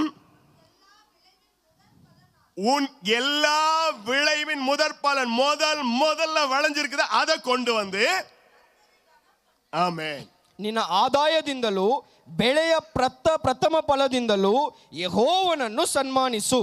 மீண்டும் தையூருக்கு நான் போறேன். ನಾನು ಪುನಃ ತೈಯೂರಿಗೆ ಹೋಗುತ್ತೇನೆ. கரும்பு விளை வைப்பாங்க அங்க. ಅಲ್ಲಿ ನೋಡುವ ಕಬ್ಬನ್ನು ಬೆಳೆಸುತ್ತಾರೆ. நிறைய கரும்பு விளைவிப்பாங்க. ಕಬ್ಬನ್ನು ಬೆಳೆಸುತ್ತಾರೆ. கரும்பு முதல்ல ஒரு முறை நட்டாங்கல்ல, ಆ ಕಬ್ಬನ್ನು ಒಮ್ಮೆ ಅಲ್ಲಿ ನೆಲದಲ್ಲಿ ಹಾಕಿದಾಗ கரும்பு வரும். ಅದು ಉದ್ದವಾಗಿ ಬೆಳೆಯುತ್ತದೆ. அது விளைஞ்ச பிற்பாடு வெட்டிடுவாங்க. ಅದನ್ನು ಬೆಳೆದಾಗ ಕಡಿದು ಹಾಕುತ್ತಾರೆ. இரண்டாவது முறையும் வரும். ಎರಡನೇದಾಗಿ ಪುನಃ ಬರುತ್ತದೆ. அதையும் வெட்டிடுவாங்க. ಅದನ್ನು ಕಡಿದು ಹಾಕುತ್ತಾರೆ. மூன்றாவது முறையும் வரும். ಮೂರನೇದಾಗಿ ಸಹ ಬರುತ್ತದೆ. அதை வெட்டி வித்துருவாங்க. ಅದನ್ನು ಸಹ ಕಡಿದು ಬಿಡುತ್ತಾರೆ. அப்புறம் அதை உழுது எடுத்துட்டு வேற விளைவிப்பாங்க. ಆಗ ಅದನ್ನು ತೆಗೆದು ಬಿಟ್ಟು ಬೇರೆ ಒಂದು ಬೀಜವನ್ನು ஆனா என்ன நடக்குன்னு கேட்டீங்களா? ಏನು ಅಲ್ಲಿ ನಡೆಯುತ್ತದೆ? முதலாவது விளையும் போது அந்த கரும்பு நல்ல தடியா இருக்கும், நல்ல உயரமா இருக்கும். ಅದು ಪ್ರಥಮವಾಗಿ ಬೆಳೆಯುವಾಗ ಚೆನ್ನಾಗಿ ಉದ್ದವಾಗಿ ದಪ್ಪವಾಗಿ ಬೆಳೆಯುತ್ತದೆ. ரெண்டாவது முறை விளைத்து கொஞ்சமோ உயரமும் குறைஞ்சிரும், அது திக்னஸும் கம்மி ஆயிடும். ಅಲ್ಲಿ ನೋಡಿ ಎರಡನೇದಾಗಿ ಬೆಳೆಯುವಂತ ಒಂದು ಕಬ್ಬು ಉದ್ದವಾಗಿ ಇರುವುದಿಲ್ಲ, ಥಿಕ್ನೆಸ್ ಕಮ್ಮಿ ಆಗಿರುತ್ತದೆ. மூன்றாவது அதை விட குறைவா இருக்கும். ಮೂರನೇದಾಗಿ ಇನ್ನಷ್ಟು ಹದಗೆಟ್ಟು ಹೋಗುತ್ತದೆ. முதல் பலன் அதாவது முதலாவது விளைகிறதை கர்த்தருக்கு கொண்டு வர வேண்டும். ಪ್ರಥಮ ಫಲವಾಗಿರುವುದನ್ನು ಕರ್ತನಿಗೆ ತೆಗೆದುಕೊಂಡು ಕೊಡಬೇಕೆಂದು ವಾಕ್ಯವು ಹೇಳುತ್ತದೆ. ஆவியானவர் நம்மோடு கூட பேசிக் கொண்டிருக்கிறார். ಈ ಬೆಳಗಿನ ಸಮಯದಲ್ಲಿ ಪರಿಶುದ್ಧಾತ್ಮನು ನಮ್ಮೊಂದಿಗೆ ಮಾತನಾಡುತ್ತಿದ್ದಾನೆ. சிறந்ததை தேவனுக்கு கொடுக்க வேண்டும். ஆமென், ஹalleluya. ನಮ್ಮಲ್ಲಿ ಪ್ರಥಮವಾದದ್ದನ್ನು ದೇವರಿಗೆ ಕೊಡಬೇಕು. சிறந்ததை தேவனுக்கு கொடுக்க வேண்டும். ನಮ್ಮಲ್ಲಿ ಬೆಸ್ಟ್ ಆಗಿರುವುದನ್ನು ದೇವರಿಗೆ ಕೊಡಬೇಕು. சிறந்தது எது இருக்கிறதோ அதை கர்த்தருக்கு காணிக்கை கொடுக்க வேண்டும். ನಿನ್ನಲ್ಲಿ ಯಾವುದು ಪ್ರಥಮವಾಗಿ ಬೆಸ್ಟ್ ಆಗಿದೆ ಅದನ್ನು ದೇವರಿಗೆ ಕೊಡಬೇಕು. பொன்னும் பொருளை மாத்திரம் சொல்லவில்லை. ಬರೀ ಒಂದು ಮಾತುಗಳನ್ನು ಮಾತ್ರ ನಾವು ಹೇಳುತ್ತಿಲ್ಲ. பொன்னையும் பொருளை மாத்திரம் சொல்லவில்லை. ಬೆಳ್ಳಿ ಬಂಗಾರ ದ್ರವ್ಯಗಳನ್ನು ಮಾತ್ರ ನಾವು ಹೇಳುತ್ತಿಲ್ಲ. நம்முடைய பெஸ்ட் என்ன இருக்கும்? ನಮ್ಮ ಬೆಸ್ಟ್ ಯಾವುದಿದೆಯೋ, நமக்குள்ள சிறந்தது என்ன இருக்கிறதோ, ನಮ್ಮದಲ್ಲಿ ಯಾವುದು ಒಳ್ಳೆಯದಾಗಿದೆಯೋ, இதுதான் எனக்கு பிரதானமானது என்று எதை எண்ணுகிறோமோ, ಯಾವುದು ಇದೆ ನನಗೆ ಪ್ರಥಮವಾಗಿದೆ ಎಂದು ನೆನೆಸುತ್ತೇವೋ அதை தேவனுக்காக கொடுக்கணும். ಅದನ್ನೇ ಕರ್ತನಿಗೆ ಕೊಡಬೇಕು. ஆமென், ஹalleluya, ஹalleluya, ஹalleluya, ஹalleluya. ஆபிரகாமை குறித்து உங்களுக்கு தெரியும். ಆಬ್ರಹಾಮನನ್ನು ಕುರಿತು ನಿಮಗೆ ಗೊತ್ತು. 75 ವಯಸ್ಸಿನಲ್ಲಿ ಆಂಡவர் ಅವನோடு பேசுகிறார். 75 ವರ್ಷ ದೇವರೊಂದಿಗೆ ಮಾತನಾಡುತ್ತಾರೆ. 100 ವಯಸ್ಸಿನಲ್ಲಿ பிள்ளையை கொடுக்கிறார். 100 ವಯಸ್ಸಿನಲ್ಲಿ ಮಗುವನ್ನು ಕೊಡುತ್ತಾರೆ. 25 ಆಂಡುಗಳು ಕழித்து 25 ಆಂಡುಗಳು ಕಾತುಕೊಂಡು இருக்கிறார். 25 ವರ್ಷ ಕಾದಿದ್ದುಕೊಂಡು 25 years 25 ಆಂಡುಗಳಿಗೆ பிற்பாடு 25 ವರ್ಷ ಕಳೆದ ನಂತರ தேவன் ஒரே ஒரு பிள்ளையை கொடுக்கிறார். ದೇವರು ಒಬ್ಬನೇ ಮಗನನ್ನು ஒரே ಕೊಟ್ಟನು. ஒரு பிள்ளையை தான் கொடுக்கிறார். ಒಬ್ಬನೇ ಮಗನನ್ನು ஒண்ணே ಕೊಟ್ಟನು. ஒண்ணு கண்ணே கண்ணுன்னு பிறக்குது. ಒಂದೇ ಮಗನನ್ನು ಕೊಟ್ಟನು. ஆண்டவர் பார்க்கிறாரு. ಆ ದೇವರು ನೋಡುತ್ತಾರೆ. ஆபிரகாம் என்னை நேசிக்கிறானோ, ಅಬ್ರಹಾಮನು ನನ್ನನ್ನು ಪ್ರೀತಿಸುತ್ತಾನೋ, உண்மையாகவே என் வார்த்தைக்கு கீழ்ப்படிகிறானோ, ಸತ್ಯವಾಗಿ ನನಗೆ ವಿಧೇಯನಾಗುತ್ತಾನೋ, என்னை காட்டிலும் தன் மகனை நேசிக்கிறானோ அல்ல என்னை நேசிக்கிறானோ ನನ್ನನ್ನು ಹೆಚ್ಚಾಗಿ ಪ್ರೀತಿಸುತ್ತಾನೋ ಅಥವಾ ತನ್ನ என்பதை ಮಗನನ್ನು நான் ಪ್ರೀತಿಸುತ್ತಾನೋ சோதித்து அறிவேன். ಎಲ್ಲವನ್ನು ಶೋಧಿಸಿ ತಿಳಿದುಕೊಳ್ಳುತ್ತೇನೆ. உன்னுடைய ஏகபுத்திரனுடைய ஒரே பிள்ளையை எனக்காக கொண்டு வந்து தகன பலி செலுத்து என்று ಏಕ ಪುತ್ರನನ್ನು ನನಗೋಸ್ಕರ ಬಂದು ಬಲಿಯಾಗಿ ಸಮರ್ಪಿಸು. ஆபிரகாம் சற்றும் யோசிக்கவில்லை. ಅಬ್ರಹಾಮನು ಸ್ವಲ್ಪವೂ ಯೋಚಿಸಲಿಲ್ಲ. தேவ சித்தத்துக்கு தன்னை ஒப்பு கொடுத்து கர்த்தர் சொன்னபடியே பலியிட தன் பிள்ளையாண்ட ದೇವರ ಚಿತ್ತಕ್ಕೆ ಒಪ್ಪಿಸಿಕೊಂಡು ತನ್ನ ಮಗನನ್ನು ಬಲಿಯಾಗಿ ಕೊಡುವುದಕ್ಕೆ ಹೋದನು. அவனுடைய பெஸ்ட் ஆண்டவருக்காக கொடுத்தான். ಅಬ್ರಹಾಮನು ತನ್ನ ಬೆಸ್ಟ್ ಅನ್ನು ಕರ್ತನಿಗೆ ಕೊಟ್ಟನು. என் சத்தத்தை கேட்டுக்கொண்டிருக்க தேவ பிள்ளைகளே, ನನ್ನ ಶಬ್ದವನ್ನು ಕೇಳುತ್ತಿರುವ ದೇವರ ಮಕ್ಕಳೇ, ஒரு ஹஸ்பண்ட் சொன்னாரு, ಒಂದು ಗಂಡನು ಈ ರೀತಿಯಾಗಿ ಹೇಳಿದರು, ஒய்ஃபு கிட்ட என்னம்மா கடையில போயிட்டு கொஞ்சம் பொருள் வாங்கினோன்னு கையில இருந்து காசு கொடுத்து அனுப்பிச்சாங்க. ಅಂಗಡಿಗೆ ಹೋಗಿ ಕೆಲವೊಂದು ಪದಾರ್ಥಗಳನ್ನು ತೆಗೆದುಕೊಂಡು ಬಾ ಎಂದು ಹಣವನ್ನು ಕೊಟ್ಟರು. கடைக்கு கொண்டு போனாங்க. ಅವರು ಸಹ ಅಂಗಡಿಗೆ ಹೋದರು. அதுல பார்த்தா ஒரு 20 ரூபாய் நோட்டு ரொம்ப பழசா கீஞ்சிட்டு இருக்குது. ಅದರಲ್ಲಿ ನೋಡುವಾಗ 20 ರೂಪಾಯಿ ನೋಟು. கடைக்காரன் சொன்னா இதை வாங்க முடியாதுமா, ಅಂಗಡಿಯವರು ಇದನ್ನ ನಾನು ತೆಗೆದುಕೊಳ್ಳುವುದಿಲ್ಲ ಎಂದು ಹೇಳಿದರು. இதை வாபஸ் கொடுத்துட்டான். ಅದನ್ನು ವಾಪಸ್ ಕೊಟ್ಟರು. நேர அந்த அம்மா பாரு என்ன மாதிரி காசு கொடுத்த பாரு, அந்த 20 ரூபாய் போக மாட்டேங்குது அப்படி எடுத்துட்டு அம்மா ಅವರು ನೇರವಾಗಿ ಗಂಡನ ಬಳಿ ಹೋಗಿ ಎಂತ ರೀತಿಯಾದ ಹಣವನ್ನು ನೀನು ಕೊಟ್ಟಿದ್ದೆ ಎಂದು ಕೇಳಿದರು. அதுக்கு ஏன் கவலைப்படுறேன், ಅದಕ್ಕಾಗಿ ಯಾವುದಕ್ಕಾಗಿ ಚಿಂತೆ, நாளைக்கு சண்டே வருது, ನಾಳೆ ಭಾನುವಾರ ಬರುತ್ತೆ, தெரிஞ்சிச்சு இல்ல, என்ன பண்ணலாம் என்ன பண்ணலான்னு கேட்டேன். ஒரு சிலருக்கு புரியல, அதனால தான் அப்படியே பாத்துக்கிறாங்க. நாளைக்கு சண்டே வருது, அதை எங்க போட்டுடலாம்? பலிபீடத்துல உண்மையை பேசுகிறேன். ಬಲಿಪೀಠದಿಂದ ಸತ್ಯವನ್ನು ಮಾತನಾಡುತ್ತೇನೆ. இப்போ அந்த வேலையை நான் செய்யறது இல்ல. ಈಗ ಆ ಕೆಲಸ ನಾನು ಮಾಡುವುದಿಲ್ಲ. பழைய சர்ச்சில் ஐயா கூடுவாரு, ಹಳೆಯ ಸಭೆಯಲ್ಲಿ ಅಯ್ಯ ಕರೆಯುತ್ತಾರೆ, கொஞ்சம் எண்ணியான்னு சொல்லிட்டு ಆ ಕಾಣಿಕೆಯನ್ನು ಎನಿಸು ಎಂದು. பல ஞாயிற்றுக்கிழமையில நான் எஸ்கேப் ஆயிடுவேன். ಎಸ್ಕೇಪ್ ಆಡಿனா வேற வேலை செய்வேன். ಹಲವು ಭಾನುವಾರಗಳಲ್ಲಿ ನಾನು ಹೋಗಿ ಬಿಡುತ್ತೇನೆ. ஏன் தெரியுமா? ಯಾವುದಕ್ಕಾಗಿ ಗೊತ್ತೇ? அந்த பழைய நோட்டு 4-8 மடிச்சு உள்ள போட்டுருப்பாங்க பாருங்க. ಆ ಹಳೆಯ ನೋಟುಗಳನ್ನು ಹಾಕಿರುತ್ತಾರಲ್ಲ, மண்டையில இருக்கிற போல்ட் எல்லாம் ಲೂಸ್ ஆயிடும். ಅದನ್ನು ತೆಗೆದುವಾಗ ನನಗೆ ಒಂದು ಸುಸ್ತಾಗಿ ಹೋಗುತ್ತೆ. உண்மையே சொல்லுகிறேன், ನಾನು ಸತ್ಯವನ್ನೇ ಹೇಳುತ್ತೇನೆ. பழைய சர்ச்சில் நடந்த காரியங்கள். ಹಳೆಯ ಸಭೆಯಲ್ಲಿ ನಡೆದ, இல்லனா யாராச்சும் கூட இருந்தா தம்பிங்களை அப்படி தள்ளி விட்டுட்டு போப்பா ஐயா கூப்பிடுறாருன்னு சொல்லிட்டு அவரை தள்ளி விட்டுருவேன். எனக்கு பொறுமை கிடையாது. ಯಾಕಂದ್ರೆ ಅದನ್ನು ಬಿಚ್ಚುವುದಕ್ಕೆ ನನಗೆ ಸಹನೆ ಇಲ್ಲ. போட்டிருந்தாலும் பரவாயில்ல, அது 8 மடிச்சு போட்டிருப்பாங்க பாரு. அந்த பழைய நோட்டை 8 மடிச்சுக்கிறத பிரிச்சு எடுக்கிறதுங்காட்டியும் அப்படி நிறைய இருக்கு. அதெல்லாம் எடுத்து பிரிச்சு அடிக்க எவ்வளவுக்குன்னு சொல்லணும். ಅದೆಲ್ಲವೂ ಆ ನೋಟುಗಳನ್ನು ಬಿಚ್ಚಿಟ್ಟು ಅದ ಲೆಕ್ಕವನ್ನು ನಾವು ಕೊಡಬೇಕಾಗಿತ್ತು. இன்னைக்கு அப்படி கொடுக்க மாட்டீங்கன்னு ನಾನು நினைக்கிறேன், தெரியல எனக்கு. ಅದು ನನಗೆ ಗೊತ್ತಿಲ್ಲ ಈ ದಿನ ಯಾವ ರೀತಿ ನೀವು ಹಾಕುತ್ತಿದ್ದೀರಾ. ಆ ರೀತಿ ನಾವು ಕೊಡಬಾರದು. கர்த்தருக்கு நம்முடையதை சிறந்ததை கொடுக்கணும். ಕರ್ತನಿಗೆ ನಮ್ಮಲ್ಲಿರುವ ಪ್ರಥಮವಾಗಿ ಬೆಸ್ಟ್ ಅನ್ನು ಕೊಡಬೇಕು. Amen, hallelujah, hallelujah. அவரவர்கள் தங்களுடைய நிலைமைகளை அறிந்திருக்கிறீர்கள் என்று நினைக்கிறேன். ಅವರವರು ತಮ್ಮ ಪರಿಸ್ಥಿತಿಗಳನ್ನು ಚೆನ್ನಾಗಿ ತಿಳಿದಿದ್ದೀங்கன்னு சொல்லிட்டு உங்களுக்கு தான் தெரியும். ಯಾವ ರೀತಿ ಕೊಡುತ್ತಿದ್ದೀರೆಂದು ನಿಮಗೆ ಗೊತ್ತು. ஊழியக்காராಗಿ எங்களுக்கு தெரியாது, ಸೇವಕರಾಗಿರುವ ನಮಗೆ ಗೊತ್ತಾಗುವುದಿಲ್ಲ, நம்ம அப்பாவுக்கு தெரியும். ಆದರೆ ನಮ್ಮ ತಂದೆಯವರಿಗೆ ಗೊತ್ತು. நாம கொடுக்கும்போது கர்த்தருக்கு நல்லதை கொடுப்போம். ಅದರಿಂದ ನಾವು ಕೊಡುವಾಗ ಒಳ್ಳೆಯದಾಗಿ ನಾವು நன்மையை பெற்றுக்கொள்ளுவோம், ಒಳ್ಳೆಯದನ್ನು ಪಡೆದುಕೊಳ್ಳೋಣ. வாசிக்கலாம் எபிரேயர் 11:4 அந்த காணிக்கை குறித்து அங்க ஆண்டவர் பேசுகிறார். ಇಬ್ರಿಯರು 11ನೇ ಅಧ್ಯಾಯ 4ನೇ வேகமா படிங்க. 11:4 எபிரேயர் 11:4. ನಂಬಿಕೆಯಿಂದಲೇ ಆಬೇಲನು ಕಾಯಿನ ಯಜ್ಞಕ್ಕಿಂತ ಶ್ರೇಷ್ಠವಾದ ಯಜ್ಞವನ್ನು ದೇವರಿಗೆ ಸಮರ್ಪಿಸಿದನು. ಅದರ ಮೂಲಕ ತಾನು ನೀತಿವಂತನೆಂದು ಸಾಕ್ಷಿ ಹೊಂದಿದನು. ದೇವರು ಅವನ ಕಾಣಿಕೆಗಳನ್ನು ಅಂಗೀಕಾರ ಮಾಡಿದ್ದೇ ಆ ಸಾಕ್ಷಿ.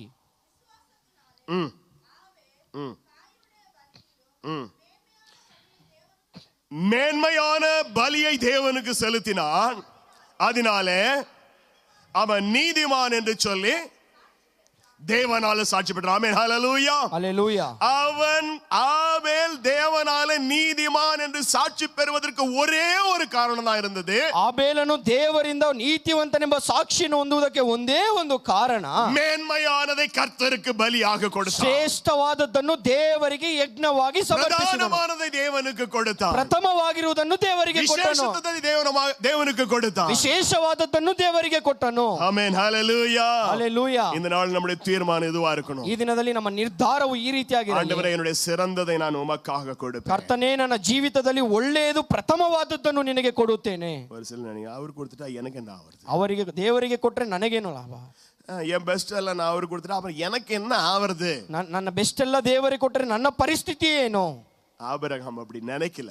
ಅಬ್ರಹಾಮನು ಆ ರೀತಿ ನೆನೆಸಲಿಲ್ಲ. பலிபீடத்துல ஈசாக்கை வைத்தான். ಬಲಿಪೀಠದಲ್ಲಿ ಈಸಾಕನನ್ನು ಇಟ್ಟನು. ஆனா ஆண்டவர் என்ன சொன்னாரு? ಆದ್ರೆ ಕರ್ತನು ಏನು ಹೇಳಿದರು? நீ இப்பொழுது என்னுடைய வார்த்தைக்கு கீழ்ப்படுகிறவன் என்று அறிந்திருக்கிறேன். ನೀನು ಈಗ ನನ್ನ ಮಾತಿಗೆ ವಿಧೇಯನಾಗುತ್ತೀಯಾ ಎಂದು ತಿಳಿದುಕೊಂಡಿದ್ದೇನೆ. ನನ್ನ ಮೇಲೆ ಕೈ போடாத. ಆ ಮಗುವಿನ ಮೇಲೆ ಕೈ ಹಾಕಬೇಡ. திரும்ப அவன் பிள்ளை அவனுக்கு கொடுத்தாரா இல்லையா? ಪುನಃ ಮಗನನ್ನು ಅವರಿಗೆ ಕೊಟ್ಟನಲ್ಲವಾ? உன்னுடைய பெஸ்ட் நீ அவருக்கு கொடுத்தீனா, ನಿನ್ನ ಬೆಸ್ಟ್ ಅನ್ನು ದೇವರಿಗೆ ನೀನು ಕೊಟ್ಟರೆ அதை விட பெஸ்ட் உனக்கு தருவார். ಅದಕ್ಕಿಂತ ಬೆಸ್ಟ್ ಅನ್ನು ದೇವರು ನಿನಗೆ ಕೊಡ್ತಾರೆ. ದೇವರನ್ನು ಟೆಸ್ಟ್ ಮಾಡಿ ಚಾಲೆಂಜ್ பண்றார் ஆண்டவர் இந்த விஷயத்துல. ದೇವರು ನಿಮ್ಮನ್ನು ನೋಡಿ ಚಾಲೆಂಜ್ ಮಾಡುತ್ತಿದ್ದಾರೆ. ಮಲ್ಕಿಯ எழுதினது தீர்க்கதரிசன புத்தகத்துல, ಮಲ್ಕಿ ಹೇಳಿದ ಪ್ರಕಟಣೆ ಪುಸ್ತಕದಲ್ಲಿ வாசிக்க வேண்டாம், ಓದುವುದು ಬೇಡ.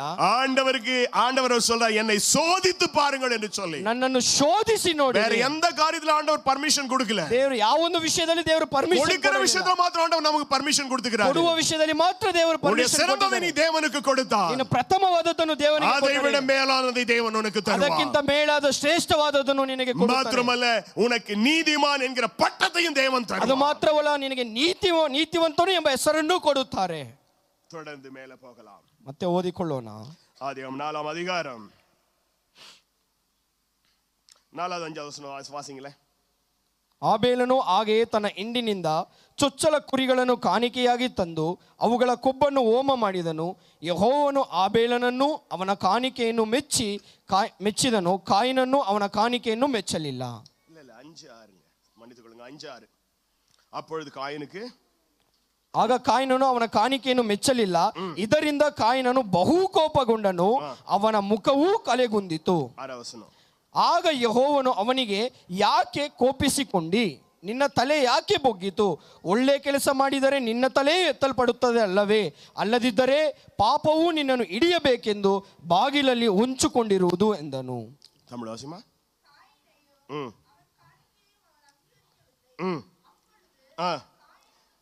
காயனுக்கு மிகவும் எரிச்சல் உண்டாகி அவன் முகநாடி வேறுபட்டது.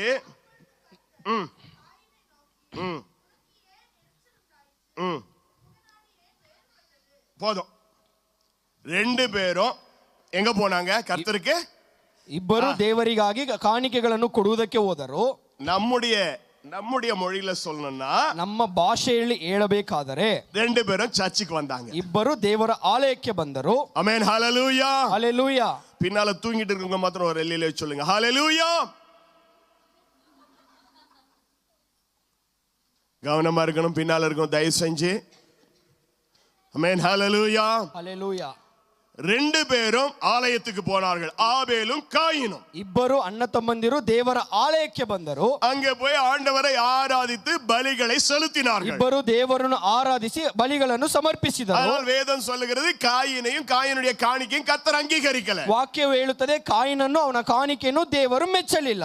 ஆபேலையும் அவருடைய காணிக்கையும் கர்த்தர் அங்கீகரித்தார். ಆಬೇಲನನ್ನು ಅವನ ಕಾಣಿಕೆಯನ್ನು ದೇವರು ಅಂಗೀಕರಿಸಿದರು. ஆனா நடந்தது என்ன? ಆದರೆ ನಡೆದದ್ದೇನು? அப்பொழுது காயினுக்கு மிகவும் எரிச்சல் உண்டாகி அவன் முகநாடி வேறுபட்டது. ಇದರಿಂದ ಕಾಯಿನನು ಬಹು ಕೋಪಗೊಂಡನು, ಅವನ ಮುಖವು ಕಲೆಗುಂದಿತು. ஆராதனை முடிச்சு வெளியே போகும்போது அவன் முகம் எப்படி இருக்குது? ಆರಾಧನೆ ಮುಗಿದು ಅವರು ಊರಿಗೆ ಹೋಗುವಾಗ ಅವರ ಮುಖವು ಯಾವ ರೀತಿ ಇತ್ತು? 6 மணி மாதிரி இருக்குது. 6 ಗಂಟೆ ನಾವು ಇಟ್ಟುಕೊಳ್ಳುವ ಮುಖದಂತೆ ಇತ್ತು. நம்மளதான் சொல்லிட்டு இருக்கிறேன். ನಮ್ಮನ್ನೇ ಕುರಿತು ನಾನು ಹೇಳುತ್ತಿದ್ದೇನೆ. வரோம் சர்ச்சுக்கு, ದೇವರ ಆಲಯಕ್ಕೆ ಬರುತ್ತೇವೆ, தேவனை ஆராதிக்கிறோம், ದೇವರನ್ನು ಆರಾಧಿಸುತ್ತೇವೆ, பாட்டு பாடி நல்லா கையெல்லாம் தட்டுறோம், ಹಾಡುಗಳನ್ನು ಹಾಡಿ ದೇವರನ್ನು அல்லேலூயா எல்லாம் சொல்றோம், ಹಲ್ಲೆಲೂಯಾ ಎಲ್ಲ ಹೇಳುತ್ತೇವೆ, காணிக்கை எல்லாம் கொடுக்கிறோம், ಕಾಣಿಕೆ ಎಲ್ಲ ಕೊಡುತ್ತೇವೆ, கர்த்தருடைய பந்தியில கூட பங்கு பெறுறோம், ಕರ್ತನ ಭೋಜನದಲ್ಲಿ ಸಹ ಪಾಲ್ಗೊಳ್ಳುತ್ತೇವೆ. வெளியே போகும்போது ಹೊರಗೆ ಹೋಗುವಾಗ அப்படியே ஒருத்தர் பாக்குறது இல்ல, ಒಬ್ಬರ ಮುಖಗಳನ್ನು ಒಬ್ಬರು ನೋಡುವುದೇ ಇಲ್ಲ, அப்படியே முறைச்சு பாத்துக்கினே போறது, ಅವ್ರನ್ನು ಗುರಾಯಿಸಿ ನೋಡುತ್ತಲೇ ಹಂಗೇ ಹೋಗಿ ಬಿಡುತ್ತೇವೆ. ಯಾವುದಕ್ಕಾಗಿ? ஏன் அப்படி இருக்கிறோம்? ಯಾವುದಕ್ಕಾಗಿ ಆ ರೀತಿ ಇದ್ದೇವೆ? ஒருவர் பேரில் அல்லது ஒருவரிடத்தில் இருக்கிறதான குறைபாடுகளை நாம் மன்னிப்பதும் இல்லை, மறப்பதும் இல்லை. ಮತ್ತೊಬ್ಬರಲ್ಲಿರುವಂತ ಕೊರತೆಗಳನ್ನು ನಾವು ಕ್ಷಮಿಸುವುದೂ ಇಲ್ಲ, ಅದನ್ನು ಮರೆತು ಹೋಗುವುದೂ ಇಲ್ಲ. அதை மனதிலே வைத்துக் கொண்டிருக்கிறபடியால், ಮನಸ್ಸಿನಲ್ಲೇ ಇಟ್ಟುಕೊಂಡಿರುವುದರಿಂದ அவர்களை பார்த்த உடனே நம்முடைய முகநாடி வேறுபடுகிறது. ಅವನು ನೋಡಿದ ತಕ್ಷಣ ಕೋಪವು ನಮ್ಮ ಮುಖದಲ್ಲಿ ಬರುತ್ತದೆ. சர்ச்சுக்கு தான் வந்தோம், ದೇವರ ಆಲಯಕ್ಕೆ ಬಂದೆವು, ஆராதிச்சோம், ಆರಾಧನೆ ಮಾಡಿದೆವು, போகும்போது பக்கத்துல நம்ம கூட வெளியே வராரு, அவரு ಹೋಗುವಾಗ ನಮ್ಮ ಪಕ್ಕದಲ್ಲೇ ಅವರು ಬರುತ್ತಾರೆ. பார்த்த உடனே நம்முடைய முகம் அப்படியே பெருசாகி போச்சு. ಅವರು ನೋಡಿದ ತಕ್ಷಣ ನಮ್ಮ ಕೋಪವು ಬರುತ್ತದೆ. வசனம் என்ன சொல்லுகிறது? ವಾಕ್ಯವು ಏನು ಹೇಳುತ್ತದೆ? எபேசியர் 4ஆம் அதிகாரம், ಎಫೆಸರ್ 6ನೇ ಅಧ್ಯಾಯ 4ஆம் அதிகாரம் 31 32 வேகமா வாசிங்க. கர்த்தருடைய பந்தி இருக்குது, வேகமா போனோம். எபேசியர் 4 31 32. சகல விதமான கசப்பும் கோபமும் மூர்க்கமும் கூக்குரலும் தூஷணமும் மற்ற எந்த துர்குணமும் கெட்ட மனசும் எங்களை விட்டு நீங்க கடவுது. ஆமென், ஹல்லேலூயா. அடுத்த வசனம், தயவாகவும் மன உருக்கமாயும் இருந்து கிறிஸ்துவுக்குள் தேவன் உங்களுக்கு மன்னித்தது போல நீங்களும் ஒருவருக்கு ஒருவர் மன்னியுங்கள். வாசிங்க 4ஆம் அதிகாரம் 31 32. ಎಲ್ಲಾ ದ್ವೇಷ, ಕೋಪ, ಕ್ರೋಧ, ಕಲಹ, ದೂಷಣೆ ಇವುಗಳನ್ನು ಸಕಲ ವಿಧದ ದುಷ್ಟತನವನ್ನು ನಿಮ್ಮಿಂದ ದೂರ ಮಾಡಿರಿ. ಒಬ್ಬರಿಗೊಬ್ಬರು ಉಪಕಾರಿಗಳಾಗಿರಿ, ಕರುಣೆ ಉಳ್ಳವರಾಗಿರಿ, ಕ್ಷಮಿಸುವವರು ಆಗಿರಿ. ಇದರಿಂದ ದೇವರು ನಿಮಗೆ ಕ್ರಿಸ್ತನಲ್ಲಿ ಕ್ಷಮಿಸಿದನಲ್ಲ, ಆದ್ದರಿಂದ ದೇವರ ಪ್ರಿಯರಾದ ಮಕ್ಕಳಿಗೆ ತಕ್ಕ ಹಾಗೆ ಆತನನ್ನು ಅನುಸರಿಸುವವರಾಗಿರಿ. ಕ್ರಿಸ್ತನು ನಿಮ್ಮನ್ನು ಪ್ರೀತಿಸಿದಂತೆ ನೀವು ನಿಮಗೆಲ್ಲರಿಗೋಸ್ಕರ ತನ್ನನ್ನೇ ದೇವರಿಗೆ ಕೊಟ್ಟಂತ ಕಾಣಿಕೆಯಾಗಿ ಯಜ್ಞವಾಗಿ ಸಮರ್ಪಿಸಿಕೊಂಡ ಪ್ರಕಾರ ನಿತ್ಯವೂ ಪ್ರೀತಿಯಲ್ಲಿ ನಡೆದುಕೊಳ್ಳಿರಿ. Amen, hallelujah, hallelujah. நாம் எல்லாரும் ஏதோ ஒரு விதத்துல தவறுகளை மீறுதல்களை செய்திருக்கிறோம். ನಾವೆಲ್ಲರೂ ನಮ್ಮ ಜೀವಿತದಲ್ಲಿ ಯಾವುದೋ ವಿಧದಲ್ಲಿ ತಪ್ಪನ್ನು ಮಾಡೇ என்னிடத்துல தவறே இல்லை என்று சொல்லி நானும் நீங்களும் சொல்லவே முடியாது. ನನ್ನಲ್ಲಿ ಯಾವ ತಪ್ಪೂ ಇಲ್ಲ ಎಂದು ನಾವು ಯಾರೂ ಹೇಳಲು ஆண்டவருடைய சமூகத்துல வந்து நாம் உண்மையாய் அறிக்கை செய்து ஆண்டவரிடத்துல மன்னிப்புக்காக வேண்டி இருக்கிறோம். ಆದ್ದರಿಂದ ದೇವರ ಆಲಯಕ್ಕೆ ಬಂದು ಸತ್ಯವಾಗಿ ಒಪ್ಪಿಸಿಕೊಟ್ಟು ದೇವರ ಕ್ಷಮಾಪಣೆ ಬೇಡಿಕೊಂಡಿದ್ದೇವೆ. தேவன் நம்முடைய பாவத்தை மன்னித்திருக்கிறார். ದೇವರು ನಮ್ಮ ಪಾಪವನ್ನು ಕ್ಷಮಿಸಿದ್ದಾರೆ. நம்முடைய அக்கிரமங்களை மன்னித்திருக்கிறார். ಅಕ್ರಮಗಳನ್ನು ಮನ್ನಿಸಿದ್ದಾರೆ. நம்முடைய துரோகங்களை மன்னித்திருக்கிறார். ದ್ರೋಹಗಳನ್ನು ಕ್ಷಮಿಸಿದ್ದಾರೆ. நம்முடைய பொல்லாங்கான காரியங்களை மன்னித்திருக்கிறார். ಕೆಟ್ಟ ನಡೆತಗಳನ್ನು ಕ್ಷಮಿಸಿದ್ದಾರೆ. எப்படியா சொல்றீங்க? ಯಾವ ರೀತಿಯಾಗಿ ನೀವು ಇದನ್ನು ಹೇಳುತ್ತೀರಿ? அவர் மன்னியாதிருந்தால் இந்த நாளில் நீங்களும் நானும் உயிரோடு இருந்திருக்க முடியாது. ಆತನು ಕ್ಷಮಿಸದೆ ಹೋಗಿದ್ದರೆ ದಿನ ನಾವು ಯಾರು ಜೀವಂತವಾಗಿರುತ್ತೇವೆ. தேவன் நம்முடைய எல்லா குறை குற்றங்களை மன்னித்தபடியால் தான் இந்த நாளில் உயிரோடு இருக்கிறோம். ದೇವರು ನಮ್ಮ ಎಲ್ಲ ಪಾಪ ಕೊರತೆಗಳನ್ನು ಕ್ಷಮಿಸಿದ್ದರಿಂದಲೇ ಜೀವಂತವಾಗಿದ್ದೇವೆ. நாம மற்றவருடைய பாவங்களை மன்னிக்கணும். ನಾವು ಸಹ ಇತರ ಪಾಪಗಳನ್ನು மற்றவருடைய குறைகளை மன்னிக்கணும். ಮತ್ತೊಬ್ಬರ ಕೊರತೆಗಳನ್ನು ಕ್ಷಮಿಸಬೇಕು. மற்றவருடைய தப்பிதங்களை மன்னிக்கணும். ಮತ್ತೊಬ್ಬರು ಮಾಡಿದ ತಪ್ಪುಗಳನ್ನು ಕ್ಷಮಿಸಬೇಕು. மன்னிப்பது மாத்திரமல்ல, மறக்கணும். ಕ್ಷಮಿಸುವುದು ಮಾತ್ರವಲ್ಲ, ಅದನ್ನು ಮರೆತು ಹೋಗಬೇಕು. மறந்தால் மாத்திரம்தான் அவங்களை பார்த்தா நமக்குள்ள கோபம் வராது. ಮರೆತು ಹೋದರೆ ಮಾತ್ರ ಅವರನ್ನು ನೋಡುವಾಗ ನಮಗೆ ಕೋಪವು ಬರುವುದಿಲ್ಲ. ஆராதனை முடிந்து வெளியே போகும்போது நம்முடைய முகம் பெருசாகாது. ಆರಾಧನೆಯನ್ನು ಮುಗಿಸಿ ಹೋಗುವಾಗ ನಮ್ಮ ಮುಖದಲ್ಲಿ ಕೋಪವು ಬರುವುದಿಲ್ಲ. நம்முடைய எல்லா தப்பிதங்களையும் ஆண்டவர் மன்னிச்சிருக்கிறாரே. ನಮ್ಮ ಎಲ್ಲಾ ತಪ್ಪುಗಳನ್ನು ದೇವರು ಕ್ಷಮಿಸಿದನಲ್ಲ. தீர்க்கதரிசி ஏசாயா மூலமாய் ஆண்டவர் சொல்லுகிறார். ಪ್ರವಾದನೆಯಾಗಿರುವಂತ ಯೆಶಾಯನ ಕುರಿತು ಹೇಳುತ್ತಾರೆ, உன்னுடைய பாவத்தை மேகத்தை போலவும் ನಿನ್ನ ಪಾಪಗಳು ಮೇಘದೋಪಾದಿಯಲ್ಲಿಯೂ உன்னுடைய அக்கிரமத்தை கார்மேகத்தை போல அகற்றி விட்டேன். ನಿನ್ನ ಎಲ್ಲಾ ಪಾಪಗಳನ್ನು ಕಾರ್ ಮೇಘದಂತೆ ಕ್ಷಮಿಸಿ ಬಿಟ್ಟೆನು. எத்தனை அருமையான வார்த்தை! ಎಷ್ಟೋ ಅದ್ಭುತವಾದ ಮಾತುಗಳು. அவன் நம்முடைய பாவங்களை எல்லாம் மேகத்தை போலவும், ನಮ್ಮ ಎಲ್ಲಾ ಪಾಪಗಳನ್ನು ಮೇಘದೋಪಾದಿಯಲ್ಲಿ, நாம் செய்த எல்லா அக்கிரமங்களையும் கார்மேகத்தை போல அகற்றி விட்டார். ನಮ್ಮ ಎಲ್ಲಾ ಅಕ್ರಮಗಳನ್ನು ಕಾರ್ ಮೋಡಗಳಂತೆ ಎಲ್ಲವನ್ನು ತ್ಯಜಿಸಿ ಬಿಟ್ಟನು. தேவன் தன்னுடைய கண்களுக்கு முன்பாக அவைகளை வைக்கவில்லை. ದೇವರು ಕಣ್ಣುಗಳ ಮುಂದೆ ನಮ್ಮ ಪಾಪಗಳನ್ನು ஆண்டவர் அகற்றி விட்டார். ಎಲ್ಲವನ್ನು ಅಗಲಿಸಿ ಬಿಟ್ಟನು. அத மனசுல வச்சிட்டு உங்களை பார்த்தார்னா, ಒಂದೇ ದೇವರು ಅದನ್ನ ಮನಸ್ಸಿನಲ್ಲಿ ಇಟ್ಟುಕೊಂಡು ನಿಮ್ಮನ್ನು ನೋಡಿದರೆ, நான் செய்த தப்ப நான் செஞ்ச அக்கிரமத்தை மனசுல வச்சிட்டு என்ன பார்த்தார்னா, ನಾನು ಮಾಡಿದ ತಪ್ಪುಗಳನ್ನು ದೇವರು ಮನಸ್ಸಿನಲ್ಲಿ ಇಟ್ಟುಕೊಂಡು ನನ್ನನ್ನು ನೋಡಿದರೆ அடிப்பாரு, ನನ್ನ ಕೆನ್ನೆಗೆ ಬಾರಿಸುತ್ತಾರೆ. ஆனா ஆண்டவர் அதை எல்லாவற்றையும் மறந்து விட்டார். ದೇವರು ಎಲ್ಲವನ್ನು ಮರೆತು ಹೋದರು. என்ன மன்னிச்சிருங்கப்பான்னு கேட்டதனால அவர் மன்னித்தார், மறந்தார். ನಾನು ಕ್ಷಮಿಸಪ್ಪ ಎಂದು ಕೇಳಿದಾಗ ಕ್ಷಮಿಸಿದನು, ಮರೆತು ಹೋದನು. ஆதரபடியால் என்னை இன்னும் நேசிக்கிறார். ಆದ್ದರಿಂದಲೇ ಆತನು ಇನ್ನೂ ನನ್ನನ್ನು ಪ್ರೀತಿಸುತ್ತಾನೆ. நாமும் அவரை போலவே இருக்கணும். ನಾವು ಆತನಂತಿರಬೇಕು. நம்முடையவர், நம்மோடு கூட இருக்கிறதான நம்முடையவர்கள், ನಮ್ಮೊಂದಿಗೆ ಇರುವ ನಮ್ಮವರು நமக்கு விரோதமாய் சில தவறுகள் செய்திருக்க கூடும். ವಿರೋಧವಾಗಿ ಕೆಲವು ತಪ್ಪು ಮಾಡಿರಬಹುದು. அதை மன்னித்து மறக்க வேண்டும். ಕ್ಷಮಿಸಿ ಮರೆತು ಹೋಗಬೇಕು. மன்னித்து மறக்காமல் கர்த்தருடைய பந்தியில கை நீட்ட கூடாது. ಅದನ್ನು ಕ್ಷಮಿಸಿ ಮರೆತು ಹೋಗದೆ ದೇವರ ಆಶೀರ್ವಾದವಾಗಿರುವುದಿಲ್ಲ. அது சாபத்தை கொண்டு வந்து ತಂದು ಕೊಡ್ಬಿಡ್ತಾರೆ. ஆண்டவர் இயேசு என்ன சொன்னார்? ಯೇಸು ಕ್ರಿಸ್ತರು ಏನು ಹೇಳಿದರು? ஒருவன் காணிக்கை பெட்டிக்கு நேராக வருகிறான். ಒಬ್ಬನು ಕಾಣಿಕೆಗೆ ಒಂದು ಸಮೀಪವಾಗಿ ಬರುತ್ತಾನೆ. காணிக்கை போடுறதுக்காக, ಕಾಣಿಕೆಯನ್ನು ಹಾಕುವುದಕ್ಕೆ, வேற ஒரு காரியத்துக்கு இல்ல, ಬೇರೆ ಯಾವ ಕಾರ್ಯಕ್ಕೂ ಅಲ್ಲ. காணிக்கை போற உண்டியில காசு போட வரான். ಆ ಉಂಡಿಯಲ್ಲಿ ಕಾಸು ಹಾಕುವುದಕ್ಕೆ ಬರುತ್ತಾನೆ. ஆண்டவர் சொல்றாரு, ಕರ್ತನು ಹೇಳುತ್ತಾರೆ, ஸ்டாப், ನೀನು ಅಲ್ಲೇ ನಿಂತುಕೋ, நில்லுப்பா, ನೀ ಅಲ್ಲೇ ನಿಲ್ಲು. உன் சகோதரன் பேரில உனக்கு குறை இருக்குது. ನಿನ್ನ ಸಹೋದರನ ಮೇಲೆ ನಿನಗೆ ಕೋಪ அண்ணனோட கூட ಇದೆ. உனக்கு நல்ல மனசு இல்ல. ನಿನ್ನೊಟ್ಟಿಗೆ ಒಳ್ಳೆ ಮನಸ್ಸು ಇಲ್ಲ. அக்கா தங்கச்சியோட கூட உனக்கு நல்ல மனசு இல்ல. ನಿನ್ನ ಅಕ್ಕ ತಂಗಿಯೊಂದಿಗೆ ಒಂದು ಒಳ್ಳೆ ಮನಸ್ಸು ಇಲ್ಲ. மனஸ்தாபம் இருக்குது. ಮನಸ್ತಾಪ ಇದೆ. அப்பா மேல மனஸ்தாபம், ತಂದೆ ಮೇಲೆ ಮನಸ್ತಾಪ, அம்மா மேல மனஸ்தாபம், ತಾಯಿಯ ಮೇಲೆ அக்கா ಮನಸ್ತಾಪ, மேல மனஸ்தாபம், ಅಕ್ಕನ ಅಕ್ಕನ ಮೇಲೆ அண்ணன் தம்பி மேல மனஸ்தாபம், ಅಣ್ಣ ತಮ್ಮಂದಿರ ಮೇಲೆ அப்படியே ಮನಸ್ತಾಪ. வந்து காணிக்கெல்லாம் போடாத. ಈ ರೀತಿಯಾಗಿ ನೀನು ಕಾಣಿಕೆನೇ அது ಹಾಕಬೇಡ. உனக்கு ஆசீர்வாதமா இருக்காது. ಅದು ನಿನಗೆ ಆಶೀರ್ವಾದ. அதை நான் அங்கீகரிக்கவும் மாட்டேன். ಅದನ್ನು ನಾನು ಅಂಗೀಕರಿಸುವುದಿಲ್ಲ. அங்கே வச்சிரு ஒரு ஓரமா. ಅಲ್ಲೇ ಅದನ್ನು ಇಟ್ಟು ಬಿಡು. யாரும் எடுத்து போக மாட்டாங்க. ಯಾರು ಅದನ್ನು ತೆಗೆದುಕೊಂಡು முதல்ல ಹೋಗುವುದಿಲ್ಲ. போய் ஒப்புரவாகு. ಮೊದಲನೇದಾಗಿ ಹೋಗಿ ಅವರೊಂದಿಗೆ ಒಪ್ಪಿಗೆ. பெற்றோரிடத்துல பிள்ளைகள் ஒப்புரவாகுங்கள். ಮಕ್ಕಳೊಂದಿಗೆ ತಂದೆ ತಾಯಿ ಒಪ್ಪಿಗೆಯಾಗಿ. பிள்ளைகளிடத்துல பெற்றோரிடத்துல பிள்ளைகள் ஒப்புரவாகுங்கள். ಮಕ್ಕಳು ತಂದೆ ತಾಯಿಯೊಟ್ಟಿಗೆ ಒಪ್ಪಿಗೆಯಾಗಿ. பிள்ளைகள் பெற்றோரிடத்துல பெற்றோர் பிள்ளைகளிடத்துல ஒப்புரவாகுங்கள். ಮಕ್ಕಳು ತಂದೆಯೊಂದಿಗೆ ತಂದೆ ತಾಯಿಗಳು ಮಕ್ಕಳೊಂದಿಗೆ. அண்ணன் தம்பிகளோடு, ಅಣ್ಣ ತಮ್ಮಂದಿರೊಂದಿಗೆ, அக்கா தங்கச்சிகளோடு, ಅಕ್ಕ ತಂಗಿಯರೊಂದಿಗೆ, கணவன் மனைவியோடு, ಗಂಡ ಹೆಂಡತಿ, மனைவி கணவனோடு, ಹೆಂಡತಿ ಗಂಡನೊಂದಿಗೆ, யாரிடத்துல மனஸ்தாபம் இருந்தாலும் ಯಾರ ಬಳಿ ಮನಸ್ತಾಪ கர்த்தருடைய ಇದ್ದಾರೋ பந்தியில கை நீட்டுவதற்கு முன்பதாக ಕರ್ತನ ಭೋಜನದಲ್ಲಿ ಕೈ கர்த்தருடைய ಹಾಕುವುದಕ್ಕೆ சமூகத்தில் ಮುಂಚೆ முதலாவது அறிக்கையிடு. ದೇವರ ಸನ್ನಿಧಿಯಲ್ಲಿ ಮೊದಲನೇದಾಗಿ ಅರಿಕೆ ಇಡು. தேவனிடத்துல ஒப்புக்கொடு. ದೇವರೊಂದಿಗೆ ಒಪ್ಪಿಸಿಕೊಡು. ஒருவேளை இங்க இல்லன்னா ಒಂದು ವೇಳೆ ಇಲ್ಲೇ ಇಲ್ಲದಿದ್ದರೆ வீட்ல போயிட்டு ஃபர்ஸ்ட் நீ செய்ய வேண்டிய காரியம் என்ன தெரியுமா? ಮನೆಗೆ ಹೋಗಿ ನೀನು ಮಾಡಬೇಕಾದ ಮೊದಲ ಕಾರ್ಯ என்ன செய்யணும்? ಏನು ಮಾಡಬೇಕು? யாரிடத்துல மனஸ்தாபம் இருக்குது அவங்களோட ஒப்புரவாகு. ಯಾರೊಂದಿಗೆ ನಿಮಗೆ ಮನಸ್ತಾಪವಿದೋ ಅವರೊಂದಿಗೆ ಒಪ್ಪಿಗೆಯಾಗಿ. ಆಮೆನ್. ಹalleluya. ಹalleluya. ஆபேலும் காயினும் கர்த்தருக்கு பலி செலுத்த வந்தாங்க. ಆಬೇಲನು ಕಾಯಿನು ದೇವರಿಗೆ ಬಲಿ ಸಮರ್ಪಿಸುವುದಕ್ಕಾಗಿ ಬಂದರು. கர்த்தர் காயினுடைய பலியை அங்கீகரிக்கல. ಕರ್ತನು ಕಾಯಿನನ ಬಲಿಯನ್ನು ಅಂಗೀಕರಿಸಲಿಲ್ಲ. முகமே மாறி போச்சு. ಅವನ ಮುಖವೇ ಮಾರ್ಪಟ್ಟಿತು. உள்ளத்துல எரிச்சல் வந்துச்சு. ಅವನ ಮುಖದಲ್ಲಿ ನೋಡುವ ಕೋಪ ಉಂಟಾಯಿತು. உள்ளத்தில் எரிச்சல் வந்துச்சு. ಅವನ ಅಂತರ್ಯದಲ್ಲಿ ಕೋಪ ಉಂಟಾಯಿತು. ஒரு காரியத்தை வேகமா சொல்லுறேன். ಒಂದು ಕಾರ್ಯವನ್ನು ಹೇಳುತ್ತೇನೆ. 9ನೇ ವಚನ ವಾಸಿಂಗ. 9ನೇ ವಾಕ್ಯವನ್ನು ಓದಿಕೊಳ್ಳೋಣ. ಯೆಹೋವನು ಕಾಯಿನನ್ನು, ನಿನ್ನ ತಮ್ಮನಾದ ಏಬೇಲನು ಎಲ್ಲಿ ಎಂದು ಕೇಳಲು ಅವನು, ನಾನರಿಯೆ, ನನ್ನ ತಮ್ಮನನ್ನು ಕಾಯುವವನು ನಾನೋ ಎಂದು ಉತ್ತರ ಕೊಟ್ಟನು.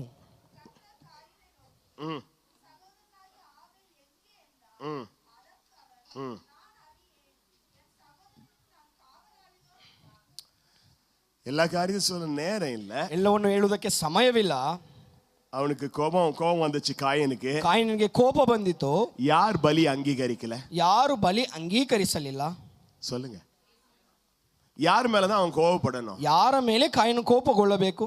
ஆனா அவன் யார் மேல கோபப்பட்டான்? ಯಾರ ಮೇಲೆ ಕಾಯಿನನು ಕೋಪಗೊಳ್ಳುತ್ತಿದ್ದಾನೆ? தம்பி மேல கோபப்பட்டான். ನನ್ನ ತಮ್ಮನ ಮೇಲೆ ಕೋಪಗೊಳ್ಳುತ್ತಿದ್ದಾನೆ. ஒரு தப்பும் பண்ணல. ಅವನು ಒಂದು ತಪ್ಪೂ ಮಾಡಲಿಲ್ಲ. கர்த்தர் தான் காயினுடைய பலி அங்கீகரிக்கல. ಯೆಹೋವನು ಕಾಯಿನನ ಬಲಿಯನ್ನು ಅಂಗೀಕರಿಸಲಿಲ್ಲ. கர்த்தர் மேல தான் கோபப்பட்டிருக்கணும். ಇವನು ಕರ್ತನ ಮೇಲೆ ಕೋಪಗೊಳ್ಳಬೇಕು. ஆனா அதை விட்டுட்டு ಅದನ್ನು ಬಿಟ್ಟು ஆபேல் மேல கோபப்பட்டு ಆಬೇಲನ ಮೇಲೆ ಕೋಪಗೊಂಡು கொலையும் பண்ணிட்டான். ಅವನು ಕೊಲೆಯನ್ನು ಮಾಡಿಬಿಟ್ಟನು. ஆண்டவர் வந்து கேக்குறாரு, ಇಲ್ಲಿ ಬಂದು ಕರ್ತನು ಬಂದು ಕೇಳುತ್ತಾರೆ, எங்கப்பா உன் தம்பி எங்க? ஆபேல் எங்க? ಎಲ್ಲಿ ನಿನ್ನ ತಮ್ಮನಾದ ಆಬೇಲನು ಎಲ್ಲಿ ಎಂದು ಕೇಳಿದನು.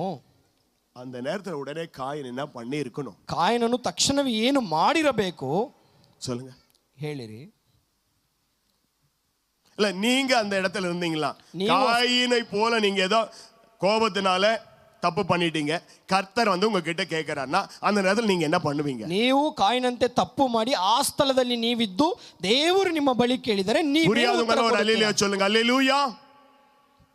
சரி சொல்லுங்க, புரிஞ்சிருக்கவங்க சொல்லுங்க, என்ன பண்ணுவீங்க? உண்மையை சொல்லுவீங்க. ಸತ್ಯವನ್ನು. அப்புறம் வேற? Very good. உடனே காயின் என்ன பண்ணிருக்கனா, ஆண்டவருடைய காலை பிடிச்சிட்டப்பா, நான் தப்பு பண்ணிட்டேன்யா, என் தம்பியை நான் கொலை பண்ணிட்டேன், ஆனா என் காணிக்கை நீங்க அங்கீகரிக்கல, அந்த கோபத்துல நான் என்ன பண்ணிட்டேன், என் தம்பியை நான் கொலை பண்ணிட்டேன், என்ன மன்னிச்சிடுங்கப்பான்னு கேட்டிருக்கணும். ದೇವರ ಪಾದಗಳನ್ನು ಹಿಡಿದುಕೊಂಡು ನನ್ನ ತಮ್ಮನನ್ನು ಕೊಂದು ಬಿಟ್ಟೆ, ನನ್ನನ್ನು ಕ್ಷಮಿಸಪ್ಪ ಎಂದು ಕೇಳಿರಬೇಕು. ஆனா அவனுக்குள்ள அந்த குற்ற உணர்வே இல்ல. ಆದರೆ ಅವಳು ನೋಡುವಾಗ ಚುಚ್ಚುವ ಮನಸ್ತಾಪವೂ ಇರಲಿಲ್ಲ. நம்மில அநேகருக்கு அப்படிதான் இருக்குது. ನಮ್ಮಲ್ಲಿಯೂ ಅನೇಕ என்ன தப்பு பண்ணாலும் மனசுல குற்ற உணர்வு இல்ல. ಏನೇ ತಪ್ಪು ಮಾಡಿದರೂ ನಿಮ್ಮ ಹೃದಯದಲ್ಲಿ ಚುಚ್ಚುವುದೇ ಇಲ್ಲ. நான் பண்ணது தப்புன்ற உணர்வே இல்ல. ನಿಮ್ಮ ಹೃದಯದಲ್ಲಿ ನಾನು ಮಾಡಿದ್ದು ತಪ್ಪೇ ಎಂದು ಯೋಚನೆ. ಕಾಯಿನುடைய வழி அது. ಕಾಯಿನನ ಮಾರ್ಗವದು. ಕಾಯಿನುடைய வாழ்க்கை ಅದು. ಕಾಯಿನನ ಜೀವಿತವದು. தவறு செய்வது மனிதனுடைய இயல்பு. ತಪ್ಪು ಮಾಡುವುದು ಮನುಷ್ಯನ ಸ್ವಭಾವ. மனிதன் தவறு செய்வான். ಮನುಷ್ಯನು ತಪ್ಪು ಮಾಡುತ್ತಾನೆ. தவறே செய்யாதவர் தேவன். ತಪ್ಪೇ ಮಾಡದವನು ದೇವರು. ஆனா தவறு செய்த மனிதன், ತಪ್ಪು ಮಾಡಿದ ಮನುಷ್ಯನು அவனுடைய குற்றத்தை உணர்ந்து ತನ್ನ ತಪ್ಪನ್ನು ತಿಳಿದು ஆண்டவர்கிட்ட ஒப்புரவாகணும், மன்னிப்பு கோரணும். ದೇವರ ಬಳಿಯಲ್ಲಿ ಹೊಂದಿಕೆಯಾಗಬೇಕು, ಕ್ಷಮಾಪಣೆ ಕೇಳಬೇಕು. இவன் என்ன பண்ணது? ಆದರೆ ಇವನೇನು ಮಾಡುತ್ತಾನೆ? எனக்கு தெரியாது, ನನಗೆ ಗೊತ್ತಿಲ್ಲ. நான் என்ன காவல்காரனா? ನಾನು ಅವನಿಗೇನು ಕಾಯುವ ಕಾವಲುಗಾರನೋ? த ரைட் ஆன்சர் அவன் சொன்னது. எவ்வளவு கோபமா பேசுறான் பாருங்க. ಎಷ್ಟು ಕೋಪದಿಂದ ಮಾತನಾಡುತ್ತಾನೆ ನೋಡಿರಿ.